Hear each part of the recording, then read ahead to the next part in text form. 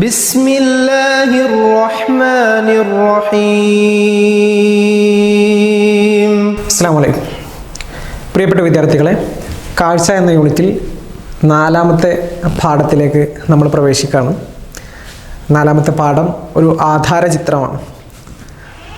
ആധാരചിത്രം എന്ന് പറഞ്ഞാൽ documentary English ആണെങ്കിലും അത് നമുക്ക് കൂടുതൽ പരിചിതമായ പദമാണ്. എന്നാൽ ആധാരചിത്രം എന്നത് നമ്മളധികം കേട്ടി പരിചയമില്ലാത്ത പദമായിരിക്കും. ആധാരം എന്ന് സാധാരണ നമ്മൾ വീടിൻ്റെയൊക്കെ അല്ലെങ്കിൽ സ്ഥലത്തിൻ്റെയൊക്കെ ആധാരങ്ങൾക്ക് ഡോക്യുമെൻ്റ് എന്ന് ഇംഗ്ലീഷിൽ പറയാറുണ്ടല്ലോ. അപ്പോൾ അതുമായി ബന്ധിപ്പിച്ച് നമുക്ക് പെട്ടെന്ന് മനഃപ്പാഠമാക്കാൻ പറ്റുന്ന ഒരു പദമാണ് ആധാരചിത്രം. എന്താണ് ഡോക്യുമെൻ്ററി? ഡോക്യുമെൻ്ററി സിനിമയിൽ നിന്ന് എങ്ങനെ വ്യത്യസ്തമാവുന്നു എന്നുള്ളൊരു ചർച്ചയിലേക്ക് നമുക്ക് വരേണ്ടതുണ്ട്. അതിനു മുമ്പ് നമുക്ക് കൈപ്പാട് എന്ന ഈ ഡോക്യുമെൻ്ററിയെക്കുറിച്ച് കൂടുതൽ ആഴത്തിൽ മനസ്സിലാക്കാം. ബാബു കാമ്പ്രത്ത് എന്ന് പറയുന്ന പ്രമുഖ ഡോക്യുമെൻ്ററി സംവിധാനം ചെയ്തിട്ടുള്ള ഒരു മനോഹരമായ ഡോക്യുമെൻ്ററിയാണ് കൈപ്പാട്. ബാബു കാമ്പ്രത്ത് സംവിധാനം ചെയ്ത മറ്റു പ്രധാനപ്പെട്ട ഡോക്യുമെൻ്ററികൾ, ഒന്ന് കാനം, ഇടനാടൻ കുന്നുകളിലെ ജലാശയങ്ങളെക്കുറിച്ചുള്ള ഒരു ഡോക്യുമെൻ്ററിയാണ് കാനം എന്ന പേരിലുള്ളത്. മൂന്നാറിനെ കുറിച്ച് അദ്ദേഹം ചെയ്തിട്ടുള്ള മറ്റൊരു പ്രധാനപ്പെട്ട ഡോക്യുമെൻ്ററിയാണ് ബിഹൈൻഡ് ദി മിസ്റ്റ് എന്ന പേരിൽ ഉള്ള ഒരു ഡോക്യുമെൻ്ററി. ഈ ഡോക്യുമെൻ്ററികൾ യൂട്യൂബിൽ ലഭ്യമാണ്, നമുക്ക് സൗകര്യപൂർവ്വം കാണാവുന്നതാണ്. അപ്പോൾ കൈപ്പാട് എന്ന് പറയുമ്പോൾ നമുക്ക് പെട്ടെന്ന് ഓർമ്മ വരിക ചിലപ്പോൾ നമ്മുടെ കയ്യിലെ കൈരേഖകളായിരിക്കാം. പക്ഷേ ആ പാടിനെ കുറിച്ചല്ല ഇവിടെ പറയുന്നത്. കൈപ്പാട് എന്നത് ഒരു ഇടമാണ്, ഒരു പ്രദേശമാണ്, ഒരു സ്ഥലമാണ്, ഒരു പ്രത്യേക ഭൂവിഭാഗമാണ് എന്നൊക്കെ വേണമെങ്കിൽ നമുക്ക് പറയാം. പുഴ കടലിനോട് ചേരുന്ന സ്ഥലത്തിന് നമ്മൾ സാധാരണ അഴിമുഖം എന്ന് പറയും. അഴിമുഖത്തിൻ്റെ തൊട്ട് പിന്നിലായിട്ട് ഓരുജലം കയറി നിൽക്കുന്ന കായലുകളുണ്ടാവും. ഓരുജലം എന്ന് പറഞ്ഞാൽ ഉപ്പുജലം. അപ്പോൾ പുഴ കടലിനോട് ചേരുന്ന അഴിമുഖത്തിൻ്റെ പിറകിലായിട്ടുള്ള ഉപ്പുവെള്ളം കയറിയ കായലുകൾ. ഈ കായലുകളോട് ചേർന്ന് കിടക്കുന്ന ചതുപ്പു നിലങ്ങളെയാണ് നമ്മൾ കൈപ്പാടു നിലങ്ങൾ എന്ന് പറയുന്നത്. ഇത്തരം കൈപ്പാട് നിലങ്ങൾ കൂടുതലായിട്ടും കാണപ്പെടുന്നത് വടക്കേ മലബാറിലാണ്. നമ്മുടെ കണ്ണൂർ, കാസർഗോഡ്, കോഴിക്കോടിൻ്റെ അങ്ങേയറ്റം ആ ഭാഗങ്ങളിലാണ്. അപ്പോൾ കൈപ്പാട് നിലങ്ങളുടെ പ്രത്യേകതകൾ, അവിടുത്തെ മനുഷ്യരുടെ ജീവിതം, പ്രകൃതിയോട് ഇണങ്ങിയുള്ള ജീവിതം, പ്രകൃതിയിലെ ജീവജാലങ്ങൾ അവരുടെ ജീവിതത്തെ എങ്ങനെ സഹായിക്കുന്നു എന്നുള്ള കാര്യങ്ങളൊക്കെയാണ് നമ്മൾ ഈ കൈപ്പാട് എന്ന ഡോക്യുമെൻ്ററിയിൽ കാണാൻ പോകുന്നത്. ഇവിടുത്തെ കൃഷിരീതി തികച്ചും വ്യത്യസ്തമാണ്. മറ്റു സ്ഥലങ്ങളിലെ കൃഷിരീതികളിൽ നിന്ന് തികച്ചും വ്യത്യസ്തമാണ് കൈപ്പാടിലെ കൃഷിരീതി. ഇവിടുത്തെ മണ്ണിൻ്റെ ഒരു സവിശേഷത എന്ന് പറയുന്നത് പ്രധാനമായിട്ടും ഓരുജലം കയറുന്ന ചതുപ്പ് നിലമാണല്ലോ, ഉപ്പുജലം. അതുകൊണ്ട് മണ്ണിൻ്റെ ഉപ്പിൻ്റെ അംശം ഉണ്ടാവാനുള്ള സാധ്യത ഉണ്ട്. അപ്പോൾ എല്ലാ കാലത്തൊന്നും കൃഷി നടക്കില്ല, എല്ലാ കാലത്തും നെൽകൃഷി നടക്കില്ല. അപ്പോൾ ഓരോ ഋതുവിനനുസരിച്ചും മഴക്കാലം വരുമ്പോൾ അതിനനുസരിച്ചുള്ള ഒരു കൃഷി രീതി, അല്ലാത്ത കാലങ്ങളിൽ അതിനനുസരിച്ചുള്ള കൃഷി രീതി, അതാണ് കൈപ്പാട് നിലങ്ങളിൽ ചെയ്തുകൊണ്ടിരിക്കുന്നത്. അപ്പോൾ ഇവിടുത്തെ ഒരു കൃഷിയുടെ ഒരു പ്രത്യേകത എന്ന് പറഞ്ഞാൽ മനുഷ്യൻ മാത്രമല്ല അവിടുത്തെ കൃഷിയുടെ ഭാഗമാകുന്നത്. സകല ജീവജാലങ്ങളും ആ കൃഷിയുടെ ഭാഗമായി തീരുകയും അതൊരു വലിയ കൈപ്പാട് എന്നതൊരു വലിയ ആവാസ വ്യവസ്ഥയായി മാറുകയും ചെയ്യുന്നു. ഒന്ന് മറ്റൊന്നിനെ ആശ്രയിച്ച് ഇങ്ങനെ കുറേ വർഗങ്ങൾ ഒന്നിച്ച് ജീവിക്കുന്ന ഒരു വലിയ ആവാസ വ്യവസ്ഥയായിട്ട് അത് മാറുന്നു. ആവാസ വ്യവസ്ഥ എന്നൊക്കെ പറഞ്ഞാൽ നിങ്ങൾക്ക് മനസ്സിലാവുമെന്ന് ഞാൻ വിചാരിക്കുന്നു. ഒരുപാട് ജീവിവർഗങ്ങൾ പരസ്പരം ആശ്രയിച്ച് ജീവിക്കുന്ന ഒരു വലിയ ശൃംഖല, ആ ശൃംഖലയാണ് നമ്മൾ ആവാസ വ്യവസ്ഥ എന്ന് പറയുന്നത്. ലോകത്തെ ഏറ്റവും വലിയ ആവാസ വ്യവസ്ഥ ബ്രസീലിലെ ആമസോൺ കാടുകളാണ് എന്ന് നമുക്ക് എല്ലാവർക്കും അറിയാം. അപ്പോൾ ഇവിടെ കൈപ്പാട് നിലങ്ങളിൽ കൃഷിയിൽ അവിടെ പ്രകൃതിയിലെ ഓരോ ജീവജാലങ്ങളും പങ്ക് പറ്റുന്നു. ഇവിടുത്തെ ജലജീവിതമാണ് കൈപ്പാട് നിലങ്ങളിൽ പ്രധാനമായിട്ട്. കാരണം കായലിനോട് ചേർന്നിട്ടാണല്ലോ ഈ ചതുപ്പ് നിലങ്ങൾ കിടക്കുന്നത്. അപ്പോൾ ഇവിടെ മൊത്തത്തിലൊരു ജലജീവിതമുണ്ട്, ജലവുമായി ബന്ധപ്പെട്ട ജീവിതം. അതുപോലെ കുറേ പ്രാണികളുണ്ട്, കുറേ പക്ഷികളുണ്ട്. അപ്പോൾ ഇവയുടെ എല്ലാം ഒരു സൂക്ഷ്മമായ ചിത്രം നമുക്ക് വളരെ വളരെ വളരെ സൂക്ഷ്മമായ ചിത്രം നമുക്ക് എന്ത് ചെയ്യുന്നു ഈ ഒരു ഡോക്യുമെൻ്ററിയിൽ നിന്ന് കിട്ടുന്നുണ്ട്. അപ്പോൾ എങ്ങനെയാണ് പ്രകൃതി അതിൻ്റേതായ ഒരു ക്രീഡ നിയന്ത്രണ സംവിധാനം ഒരുക്കുന്നത്? നമ്മൾ പലപ്പോഴും രാസവളങ്ങളൊക്കെ ഉപയോഗിച്ചിട്ടാണ് നമ്മുടെ നാടുകളിലൊക്കെ കൃഷി ചെയ്യുന്നത്.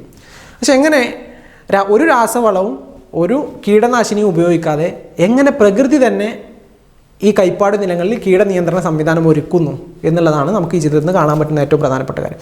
ഇവിടുത്തെ കീടനിയന്ത്രണ സംവിധാനങ്ങൾ എല്ലാം തൂക്കണാങ്കുരുവികളുടെയും മറ്റു ചെറു കിളികളുടെയും നിയന്ത്രണത്തിലാണ്. അവരാണ് കീടങ്ങളെ നശിപ്പിക്കുന്നത്. അതിന് അവരെ ആരും ചുമതലപ്പെടുത്തേണ്ട ആവശ്യമില്ല. മനുഷ്യൻ പ്രകൃതിയോട് ഇണങ്ങി ജീവിക്കുമ്പോൾ പ്രകൃതിയുടെ ഓരോ ജീവജാലങ്ങളും അവരോട് ഇണങ്ങി ജീവിക്കുന്നു എന്നുള്ളതാണ് ഈ ഒരു കൈപ്പാട് നിലങ്ങളുടെ പ്രത്യേകത. അപ്പോൾ നമ്മൾ കൈപ്പാടിൻ്റെ ജീവിതത്തെ രണ്ട് ഭാഗങ്ങളായിട്ടാണ് ഈ ചിത്രത്തിൽ അവതരിപ്പിക്കുന്നത്. ഒന്ന് മഴക്കാലം, ഒരു കാലം, അത് മഴക്കാലമാണ്. മഴക്കാലം നെൽകൃഷിയുടെ കാലമാണ് കൈപ്പാടിൽ നെൽകൃഷി നടക്കുന്നത് മഴക്കാലത്താണ്. അതല്ലാത്തൊരു കാലം, അങ്ങനെ നെൽകൃഷിയുടെ കാലം അതല്ലാത്ത കാലം, അങ്ങനെ രണ്ട് കാലങ്ങളായിട്ടാണ്. നെൽകൃഷിയുടെ കാലം അല്ലാത്ത കാലം എന്ന് പറഞ്ഞാൽ അത് പ്രധാനമായിട്ടും മത്സ്യകൃഷിയുടെ കാലമാണ്. സാധാരണ വയലുകളിൽ നെൽകൃഷി നടത്തുന്ന രീതികളിലല്ല കൈപ്പാട് നിലകളിൽ നെൽകൃഷി നടത്തുന്നത്. ഇവിടെ വിഷുവിന് ശേഷം ചെമ്മീൻ കെട്ട് എന്ന് പറഞ്ഞാൽ ചെമ്മീൻ വേലിയേറ്റത്തിൻ്റെ സമയത്ത് ഈ ചതുപ്പ് നിലങ്ങളിലേക്ക് കായലിൽ നിന്ന് വെള്ളം കയറും. അപ്പോൾ ചെമ്മീനുകൾ ഒന്നായിട്ട് കൂട്ടാൻ വേണ്ടി കായലിലേക്ക് കയറി വരും. അപ്പോൾ ഈ കായലുകളിൽ ഈ ചതുപ്പ് നിലങ്ങളിലേക്ക് കയറി വരും. ഈ ചതുപ്പ് നിലങ്ങളിലാണ് പിന്നീട് ഈ ചെമ്മീനും മറ്റു മത്സ്യങ്ങളും വളരുന്നത്. അപ്പോൾ ഇവ മീനുകൾ കൂട്ടത്തോടെ ഈ കൈപ്പാട് നിലങ്ങളിലേക്ക് കയറുന്നതോടുകൂടി ഇവർ ചെമ്മീൻ കെട്ട് അടക്കും. പിന്നെ വേലിയിറക്കം ഉണ്ടാകുമ്പോൾ മൊത്തത്തിൽ ചതുപ്പ് നിലങ്ങളിൽ നിന്ന് വെള്ളം തിരിച്ച് കായലിലേക്ക് ഇറങ്ങും. അപ്പോൾ ആ സമയത്ത് ഈ ചെമ്മീൻ കെട്ട് അടച്ച് വെച്ച ഭാഗത്ത് വല വെച്ചിട്ടാണ് ഇവർ മത്സ്യബന്ധനം നടത്തുന്നത്. പ്രധാനമായിട്ട് മത്സ്യകൃഷിയുടെ ഒരു രീതി അങ്ങനെയാണ്. അപ്പോൾ വിഷുവിന് ശേഷം ചെമ്മീൻ കെട്ട് അടക്കും, വെള്ളം കയറുന്ന കെട്ട് അടക്കും. അപ്പോൾ കായലുമായിട്ടുള്ള ബന്ധം മുറിയും. അങ്ങനെ ബന്ധം മുറിച്ച് വേനലിൻ്റെ അവസാന മാസം എന്ന് പറഞ്ഞാൽ കടുത്ത വേനലായിരിക്കും. ആ മാസത്തിൽ വയൽ മൊത്തത്തിൽ ഉണങ്ങാനിടും. അങ്ങനെ ഉണങ്ങുന്ന വയൽ ഈ കൈപ്പാട് നിലങ്ങളിൽ പിന്നെ വേനൽ അവസാനിക്കുന്നതോടെ മഴക്കാലത്തിൻ്റെ ആരംഭത്തിൽ എന്ത് ചെയ്യും? കൂനകൾ കൂട്ടും, ചെറിയ ചെറിയ കൂനകളാക്കി വെക്കും മണ്ണ്. അപ്പോൾ മഴ പെയ്യുന്നതോടുകൂടി ഈ കൂനകളിൽ മഴ പതിക്കുമ്പോൾ ജലം കൂനകളിൽ നിന്ന് താഴോട്ട് പോകുന്നതിൻ്റെ ഒപ്പം ഈ മണ്ണിലുള്ള ഉപ്പിൻ്റെ അംശം ഈ ജലത്തിൻ്റെ കൂടെ പുറത്തോട്ട് ഒഴുകിപ്പോകും. അതോടുകൂടി മണ്ണിലെ ഉപ്പിൻ്റെ അംശം പൂർണ്ണമായിട്ട് ഇല്ലാതാവും. അങ്ങനെയാണ് പിന്നെ നെൽകൃഷി ആരംഭിക്കുന്നത്. അപ്പോൾ ഈ കൂനകളിലാണ് പിന്നെ വിത്തിടുന്നത്. അപ്പോൾ കൂനകളിൽ വിത്തിടുന്നത് തന്നെ സാധാരണ നെൽകൃഷിയിൽ നിന്ന് വ്യത്യസ്തമായ ഒരു രീതിയാണ്. സാധാരണ നെൽകൃഷി ചെയ്യുമ്പോൾ നമ്മൾ ഞാറ് പറിച്ച് നടുകയാണ് ചെയ്യാം. പക്ഷേ ഇവിടെ കൂനകളിലാണ് വിത്തുകൾ പാകിയിട്ടുള്ളതെന്നുള്ളതുകൊണ്ട് ഈ കൂനകൾ കൊത്തി എറിയുകയാണ് ചെയ്യുന്നത് കൈക്കോട്ട് ഉപയോഗിച്ചിട്ട്. അല്ലാതെ ഞാറ് പഠിച്ച് നടുന്ന ഒരു സമ്പ്രദായം നമ്മൾ കൈപ്പാട് നിലങ്ങളിൽ കാണുന്നില്ല. കാരണം കൂനകളായതുകൊണ്ട് കൊത്തി എറിയാൻ സൗകര്യമാണ്. അപ്പോൾ ഒന്നും കൂടി സുഖം അതാണ്. അപ്പോൾ കൊത്തി എറിയുകയാണ് ഇവർ ചെയ്യുന്നത്. അപ്പോൾ ഇതാണ് ഇവിടുത്തെ നെൽകൃഷിയുടെ ഒരു വ്യത്യാസം എന്ന് പറയുന്നത്. അപ്പോൾ നെൽകൃഷി കഴിയുന്നതോടുകൂടി കൈപ്പാട് മറ്റൊരു രീതിയിൽ മനുഷ്യനും മറ്റ് ജീവിവർഗ്ഗങ്ങളും ജീവിതോപാധിയാക്കി മാറ്റുന്നു. എന്ന് പറഞ്ഞാൽ അവർക്ക് ജീവിക്കാനുള്ള മറ്റൊരു മാർഗ്ഗമാക്കിയിട്ട് കൈപ്പാടിന് മാറുന്നു. അപ്പം നെൽകൃഷി കഴിഞ്ഞാൽ പിന്നെ അവർക്കുള്ളത് മത്സ്യകൃഷിയാണ്. ഈ ചിത്രത്തിൽ ഈ ഡോക്യുമെൻ്ററിയിൽ കൈപ്പാടുകളിലെ സമൃദ്ധമായ മത്സ്യസമ്പത്ത് കൃത്യമായിട്ട് കാണുന്നുണ്ട്. ഗ്രാമീണമായ മീൻപിടുത്തത്തിൻ്റെ കുറേ രീതികൾ, കൊട്ടകളൊക്കെ ഉപയോഗിച്ചിട്ടുള്ള പലതരത്തിലുള്ള മീൻപിടുത്തം, പ്രായമായ സ്ത്രീകളൊക്കെ കഴുത്തോളം വെള്ളത്തിൽ നിന്ന് മീൻ പിടിക്കുന്ന ദൃശ്യങ്ങൾ നമ്മൾ കാണുന്നുണ്ട്. അത് തനതായ കുറേ ഉപകരണങ്ങൾ ഈ കൈപ്പാട് നിലങ്ങളിൽ ജീവിക്കുന്ന ആളുകൾക്ക് മാത്രമായിട്ട് കാണുന്ന ചില നാടൻ ഉപകരണങ്ങൾ അവരുടെ കയ്യിലുണ്ട്. അതിനു പുറമെ കൈപ്പാടിലേക്ക് പറന്നെത്തുന്ന ഐബിസ്, കാടക്കൊക്ക്, മണൽക്കോഴി, എരണ്ടകൾ തുടങ്ങി 45ഓളം ദേശാടന കിളികളുടെ ജീവിത രീതികൾ അതും നമ്മൾ ഏകദേശം ഇതിൽ പരിചയപ്പെടുന്നുണ്ട്. അതേസമയം ഈ ഓരോ ദേശാടന കിളികളും ഇര പിടിക്കുന്ന രീതിയിലുള്ള വ്യത്യാസം, വൈചിത്ര്യം അല്ലേ, അതും നമ്മൾ വളരെ കൃത്യമായിട്ട് ഇവിടുന്ന് ഈ ഡോക്യുമെൻ്ററിയിൽ നിന്ന് നമുക്ക് മനസ്സിലാക്കാൻ പറ്റും. ഓരോ കിളികളും വ്യത്യസ്ത രീതിയിലാണ് ഇര പിടിക്കുന്നത്. അതിൻ്റെ കാഴ്ചകളെ നമുക്ക് ഇവിടെ മനസ്സിലാക്കാൻ കഴിയുന്നു.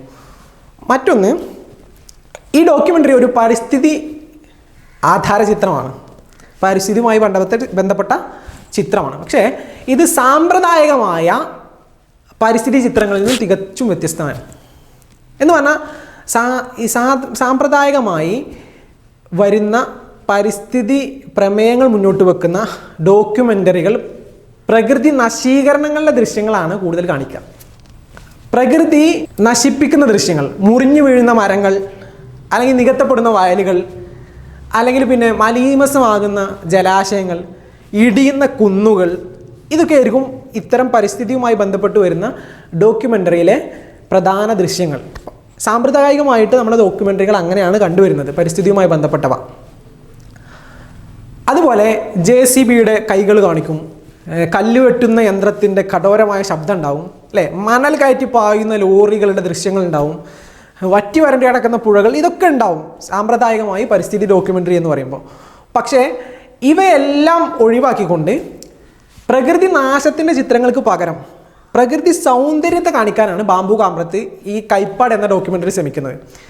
അതുപോലെ ജൈവ സമ്പത്ത്, പ്രകൃതിദത്തമായി ഉണ്ടായിട്ടുള്ള സമ്പത്ത്, മനുഷ്യൻ്റെ കൈകടത്തിലൊന്നുമില്ല. അതായത് അവിടെ ബണ്ട് കെട്ടാൻ പോലും പുറത്തുനിന്നൊരു വസ്തുക്കളുടെ ഉപയോഗമില്ല. അവിടുത്തെ പുല്ലുകളും ചളിയും ഉപയോഗിച്ചിട്ടാണ് അവർ തടയണകൾ നിർമ്മിക്കുന്നത് പോലും.